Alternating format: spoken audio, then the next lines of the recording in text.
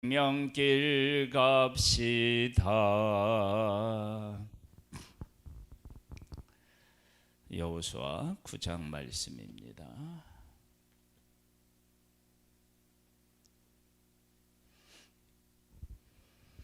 여호수아에는 여러 사람들의 여러 모양들의 신앙 고백이 기록되어 있습니다. 하나님의 백성의 신앙 고백, 또 여호수아의 신앙 고백, 그다음에 요단 동편에 있는 사람들의 신앙 고백, 그리고 라합의 신앙 고백, 그리고 정탐꾼들의 신앙 고백, 그리고 여기 나와 있는 기쁜 사람들의 고백도 있습니다. 사람들마다 하나님을 경험하게 되고 하나님에 대한 하신 일에 대해서 소문을 듣는데 거기에 따른 고백은 사람들마다 차이가 있습니다. 라합은 목숨을 걸고 신앙 고백을 하죠. 그래서 가족과 그의 친척들을 구원해냅니다. 기브온 사람들도 나름대로 하나님이 어떤 분이신지를 고백하게 됩니다.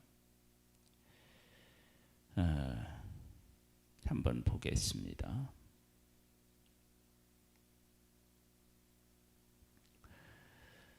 이힐 후에 요단 서쪽 산지와 평지와 레바논 앞 대해 연안에 있는 헷 사람과 아모리 사람과 가나안 사람과 브리스 사람과 히히 사람과 여부스 사람의 모든 왕들이 이 일을 듣고 모여서 일심으로 여호수아와 이스라엘에 맞서서 싸우려 하더라.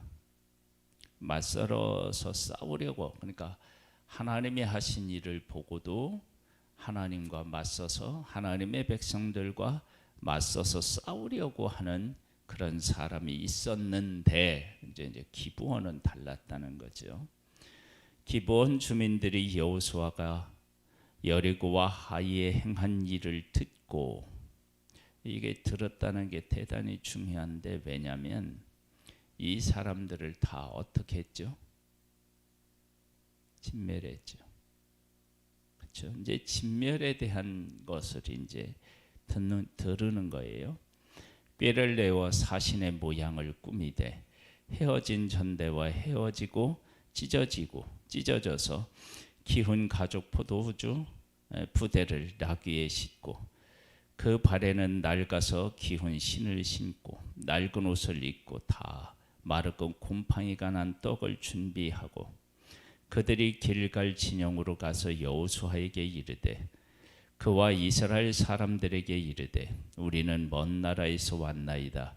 이제 우리와 조약을 맺읍시다 하니 이스라엘 사람들이 히히 사람에게 이르되 너희가 우리 가운데 거주하는 듯하니 우리가 어떻게 너희와 조약을 맺을 수 있으랴 하나. 그들이 여호수아에게 이르되 우리는 당신의 종들이니이다 하매 여호수아가 그들에게 묻되 너희는 누구며 어디서 왔느냐 하니 그들이 여호수아에게 대답하되 종들은 당신의 하나님 여호와의 이름으로 말미암아 심히 먼 나라에서 왔사오니 이는 우리가 그의 소문과 그가 애굽에서 행하신 모든 일을 들으며 또 그가 요단 동쪽에 있는 아모리 사람의 두 왕 곧 헤스본 왕 시혼과 아스다롯에 있는 바산 옥에게 행하신 모든 일을 들었음이니이다. 그러므로 우리 장로들과 우리나라의 모든 주민이 우리에게 말하여 이르되 너희는 여행할 양식을 손에 가지고 가서 그들을 만나서 그들에게 이르기를 우리는 당신들의 종이니 이제 우리와 조약을 맺읍시다 하라 하였나이다. 우리의 이 떡은 우리가 당신들에게로 오려고 떠나던 날에 우리들의 집에서 아직도 뜨거운 것을 양식으로 가지고 왔으나 보소서 이제 말랐고 곰팡이가 났으며 또 우리가 포도주를 담은 이 가죽 부대도 새 것이었으나 찢어지게 되었으며 우리의 이 옷과 신도 여행에 매우 길었으므로 낡아졌나이다 한지라. 무리가 그들의 양식을 취하고자 어떻게 할지를 여호와께 묻지 아니하고 여호수아가 곧 그들과 화친하여 그들을 살리리라는 조약을 맺고 회중 족장들이 그들에게 맹세하였더라. 그들과 조약을 맺은 후 4월이 지나서야 그들이 이웃에서 자기들 중에 거주하는 자들이라 함을 들으니라. 이스라엘 자손이 행군하여 셋째 날에 그들의 여러 성읍에 이르렀으니 그들의 성읍들은 기브혼과 그비라와 브레롯과 기앗 여아림이라. 그러나 회중 족장들이 이스라엘의 하나님 여호와를 그들에게 맹세했기 때문에 이스라엘 자손이 그들을 치지 못한지라. 그러므로 회중이 다 족장들을 원망하니 모든 족장에 온 회중에게 이르되 우리가 이스라엘의 하나님 여호와로 그들에게 맹세하였은즉 이제 그들을 건드리지 못하리라. 우리가 그들에게 맹세한 맹약으로 말미암아 진노가 우리에게 임할까 하노니 이렇게 행하여 그들을 살리리라 하고 무리에게 이르되 그들을 살리라 하니 족장들이 그들에게 이른 대로 그들이 온 회중을 위하여 나무를 패며 물을 깃는 자가 되었더라. 하나님의 이름으로 행하지만 우리가 하나님의 뜻을 따르지 못할 때가 있다라고 하는 것입니다. 기브온과 맺을 때 하나님의 이름으로 맹세를 하였다. 그들이 고백하잖아요. 그런 것을 보면 우리가 하나님의 이름으로 하지만 사실은 하나님의 뜻을 온전히 깨닫지 못하고 내 뜻을 추구하며 할 수도 있다라고 하는 것을 우리가 깨달아 알아야 합니다. 기브온 사람들이 왜 그렇게 했는지에 대한 신앙 고백적인 이야기가 나옵니다. 여호수아가 그들을 불러다가 말하여 이르되 너희가 우리 가운데에 거주하면서 어찌하여 심히 먼 곳에서 왔다고 하여 우리를 속였느냐. 그러므로 너희가 저주를 받나니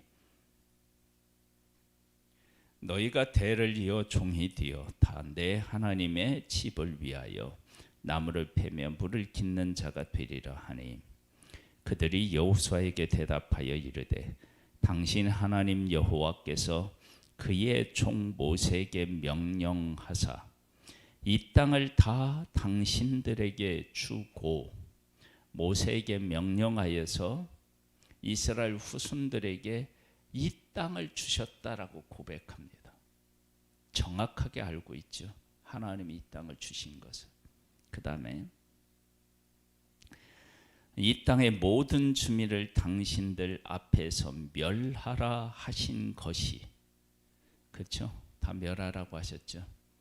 다른 곳에 살고 있는 사람들하고는 전쟁을 하더라도 그들이 항복하면 그들을 종으로 삼아도 되지만 약속의 땅에 있는 사람들은 다 어떻게 해요?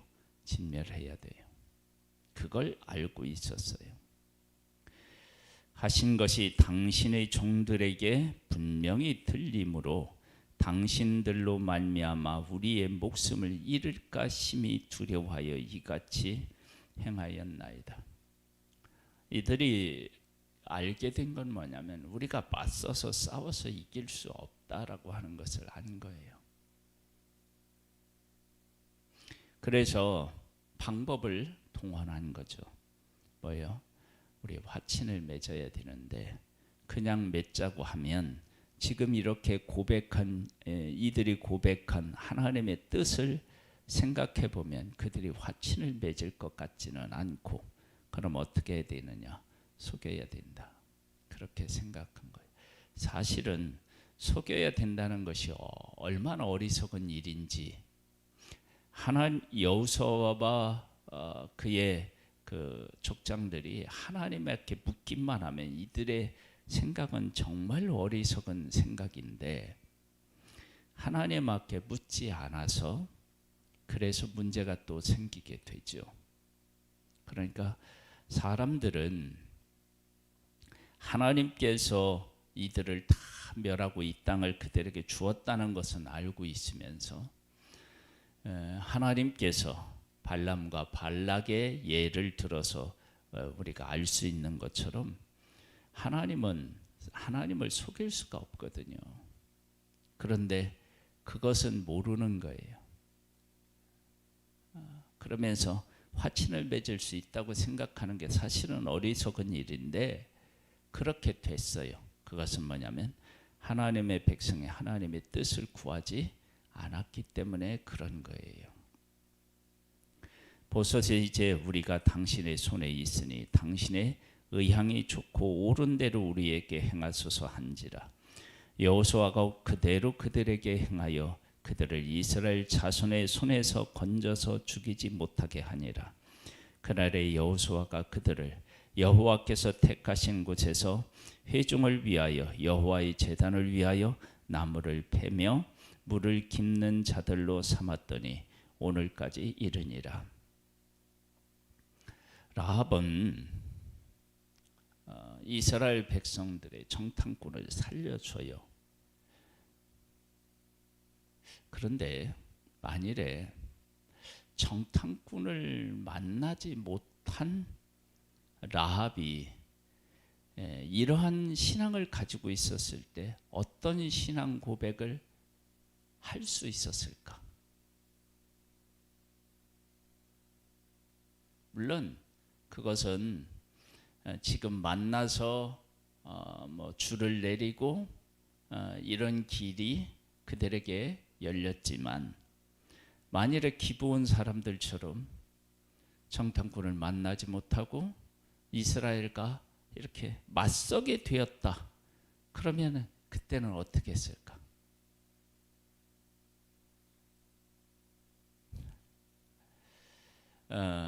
하나님께서는 그런 신앙을 가지고 있는 누구를 하나님은 보고 계셨느냐? 그러면 라합을 보고 계셨다. 그러면 기브온 사람들이 이렇게 할 것도 하나님은 아셨다. 그러면 이 기브온 사람들의 이러한 신앙 고백 같은 이 고백에 하나님은 어떻게 응답하셨을까? 이스라엘 여호수아와 족장들이 여호와께 묻지 않았잖아요. 깜빡 잊어서 안 물었을까? 아니면 기브온 사람들이 이와 같은 마음 고백을 하나님이 받으신 것일까? 생각해 볼 필요가 있죠. 이 기브온 사람들은 여기 1절에 나와 있는, 그래서 1절에 하고 2절에 나와 있는 이 이야기를 9장에 기록한 게 대단히 중요한 거예요. 바로 기브온에 대한 이야기를 할 수도 있잖아요. 그런데 이 일 후에 요단 서쪽 산지와 평지와 레바논 앞 대해 연안에 있는 헷 사람과 아모리 사람과 가나안 사람과 브리스 사람과 히히 사람과 여보스 사람의 모든 왕들이 이 일을 듣고 모여서 일심으로 여호수아와 이스라엘에 맞서서 싸우려 하더니 이런 마음을 가졌다고요. 혼자는 안 되겠구나. 연합해서 하자. 그러면 연합해서 하자고 하는 이 일에 대해 기브온 사람들에게는 전갈이 안 갔을까요? 갔겠죠. 그런데 물밑에서 그렇게 연합한다고 되는 일 아닌데 기브온 사람들도 이렇게 생각할 수 있죠. 야, 이거 기가 막힌 생각이다. 우리가 연합하면서 싸우면 되지. 이런 생각을 할 수도 있었겠죠. 그런데 그들과 합하지 아니하고 이건 싸워서 될 일이 아니다. 연합했다고 해서 할 일이 아니다. 이스라엘 사람들 한번 가만히 생각해봐. 여리고 성을 무너뜨리는데 하루 한 바퀴씩 돌고 7바퀴 돌고 나팔을 부르고 소리를 지르니까 무너졌어. 그런 사람들하고 어떻게 싸워? 요단강을 건넜는데. 그래서 맞서 싸우지 않고 그들 편에 서지 않았어요. 그리고 어떻게 되느냐? 하나님께서 이 땅을 이스라엘 백성들에게 주시고 이 땅에 살고 있는 사람을 다 진멸하라고 하셨어. 근데 그 하나님이 지금까지 이스라엘 백성들에게 하신 일을 보면 맞서서 싸워서는 이길 승산이 없어. 어떻게 해야 되냐? 그들을 인정할 수밖에 없지. 그리고 싸움을 시작하지 않아요. 이러한 고백, 이런 마음을 가지고 있는 기브온 사람들에게 그런 사람들을 지금 하나님이 보고 계시다면 하나님은 어떤 은혜를 그들에게 베풀어 주셨어야 할까?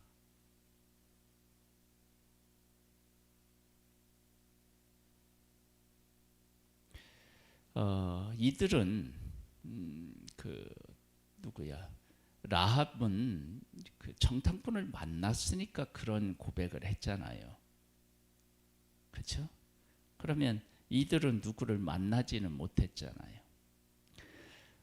이들 나름대로 지혜를 짜서 그들에게 들린 소문을 어떻게 지혜롭게 해결해 볼까? 살아남을 수 있을까? 진멸한 데서 면할 수 있을까? 고민해서 내린 거예요.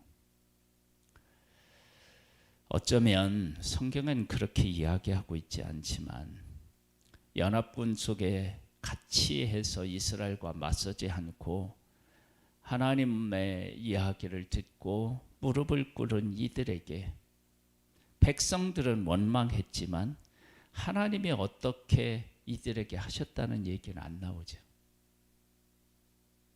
왜 그렇게 했느냐 그런 얘기가 없잖아요. 하나님에게 묻지 않았다고만 나와 있죠. 왜 그런 하나님의 반응은 없을까요?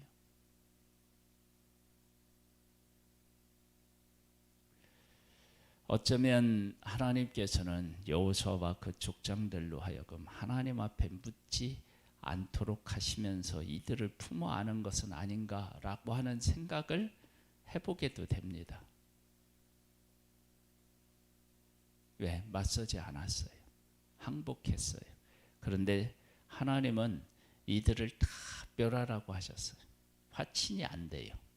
그런데 이들이 이렇게 하나님 앞에 그 연합군에 속하지도 않고 하나님께서 이 땅을 주셨고 멸하라고 하신 것에서 살아남으려면 어떻게 해야 되는지 그걸 고민하다가 이러한 것들을 내서 지혜를 짜서 하는 그런 모습을 보고 어쩌면 그들이 하나님 앞에 묻지 않도록 하셨는지도 모른다. 그런 생각이 들어요. 예. 예.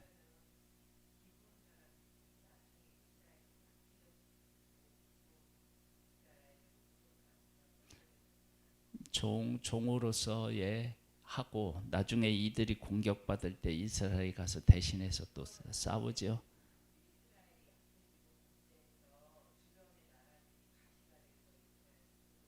네. 그거 들어본 적이 없는 것 같죠. 네. 하나님께서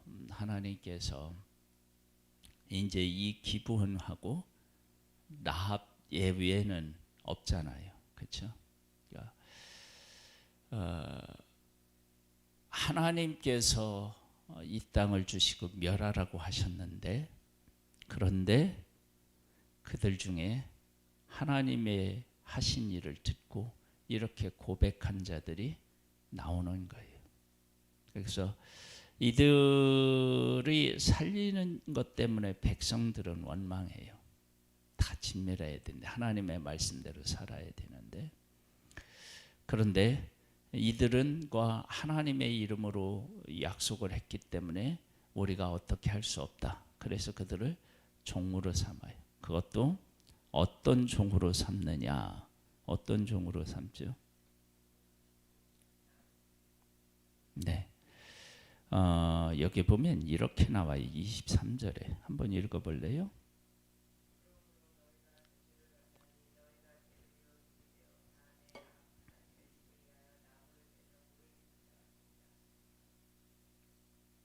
하나님 집을 위하여 이렇게 나오죠.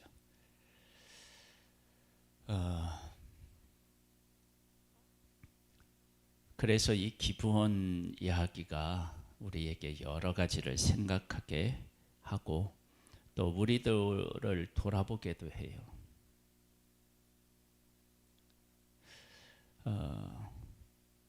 우리들이 하나님 앞에 신앙 고백이라고 하는 것을 할 때 그 신앙 고백이 정말로 하나님을 깨달아 알고 하나님의 뜻대로 하는 신앙 고백이 있는가 하면 그러지 못할 때도 있어요. 사실은